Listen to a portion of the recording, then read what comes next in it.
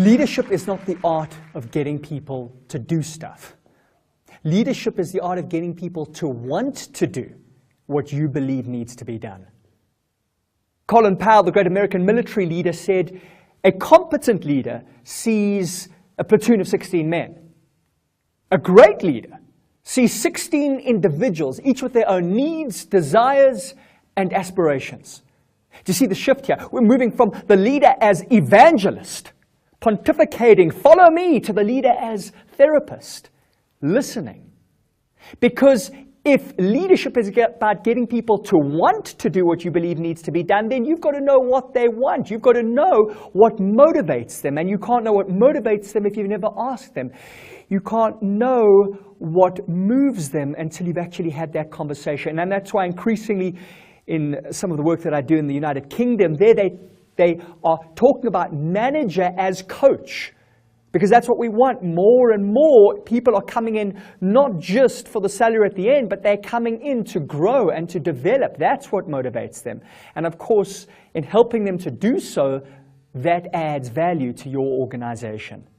You may have heard the story of Roger Bannister. It's a famous story. Roger Bannister, who was the first man to break the 4-minute mile. And of course, he's up there on the pedestal as this hero, because up until he did, people actually thought it was impossible. In fact, there were doctors saying that it would kill you to actually break the 4-minute mile. The human body was just not capable of doing it. And then, of course, what happens is Bannister breaks the 4-minute mile, and within the next year, a whole bunch of other people do it as well. And it's a great motivational story about how the real barrier is actually the mental barrier.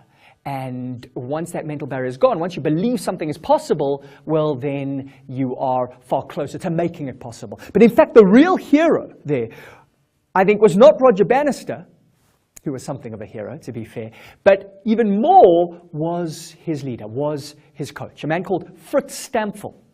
Fritz Stampfel was the man who instilled the belief that Roger Bannister could break the 4-minute mile. In fact, on the day that he did it, Fritz pulled him aside and said, "I believe you can do a 3:57 mile." Roger Bannister says in that moment, for the first time, he believed that this was possible. He said that was what enabled him to do it. It was having a coach, a leader, a mentor say, "I believe in you. You can do it. You can do it." Do you do that for your people?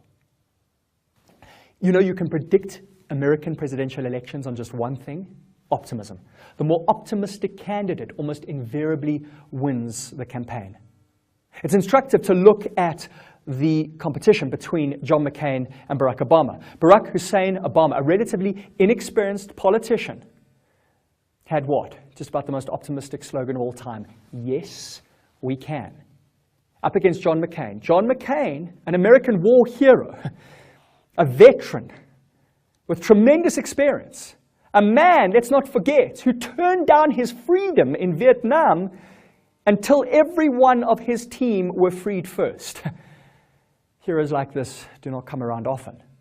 John McCain, perhaps, attempted to create optimistic communication. He famously said, "There is no recession." In 2008, it's in our minds. That's not optimism. That's perhaps desperate optimism.